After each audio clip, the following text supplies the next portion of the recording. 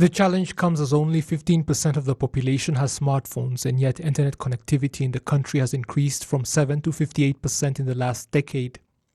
Now the Ministry of ICT and Innovation is looking to distribute smartphones in 2.88 million families over a period of just 12 months.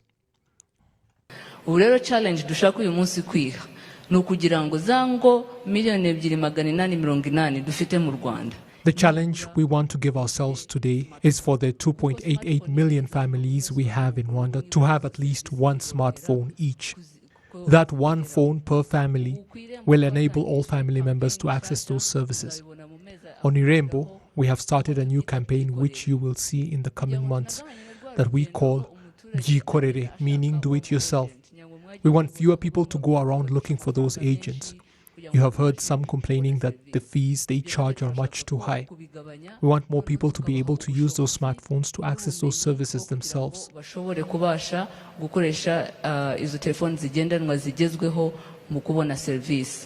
The first to volunteer to donate smartphones as part of the challenge was President Paul Kagame. Smartphones igihumbi.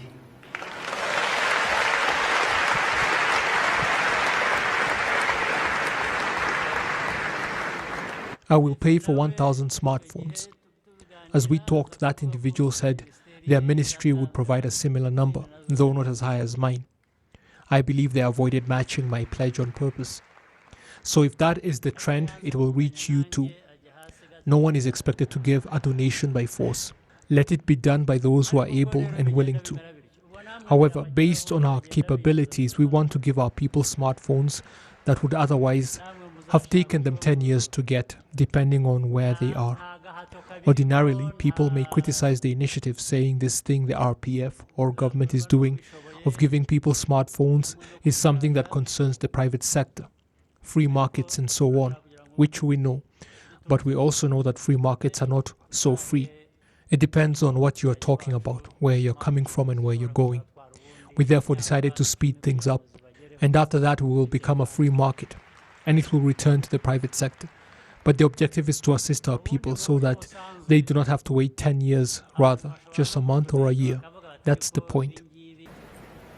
Ibyo ni ugutera inkunga gusa ngo abaturage bacu aho kuzategereza imyaka 10 bashobore gutegereza ukwezi kumwe cyangwa umwaka umwe. Nibyo ngibyo. Following that pledge on Saturday, different companies and individuals began making their own pledges online. And the result is that more than 120,000 smartphones have so far been pledged. Officials in the Ministry of ICT and Innovation say an asset financing model of distribution is being considered when distributing the smartphones to those who need them, so as to help them to actually benefit from them in more ways than one, especially people who would never be able to afford such phones. So depending on the sort of economic activity people choose to engage in, they are supported in that business and given the phone too, which eventually they would be able to pay back thanks to their business. The initiative is to be linked to other programs to help people develop like VUP, Ejoheza and more. With knowledge of how to actually use a smartphone at just 8.6% in Rwanda, experts say people should be taught how to use them, especially in rural areas. The objective is that by 2024, 60% of the population be ICT proficient. Currently, 80% of the population has regular mobile phones.